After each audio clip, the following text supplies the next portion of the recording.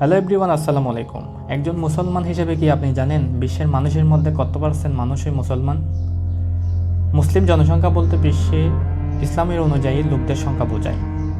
2009 সালে পরিচালিত এক গবেষণায় দেখা গিয়েছে বিশ্বের মোট জনসংখ্যার প্রায় 1/4 মুসলমান। এই গবেষণা অনুযায়ী বর্তমান বিশ্বের জনসংখ্যা প্রায় 755 কোটি, যার মধ্যে মুসলমানদের সংখ্যা প্রায় 190 কোটি। বিশ্বের মোট 56টি মুসলিম প্রধান দেশ আছে, যার বর্তমানে বিশ্বের মোট জনসংখ্যার প্রায় 23% মুসলমান। মুসলিমদের মধ্যে প্রায় 20% এশিয়ায় বসবাস করে।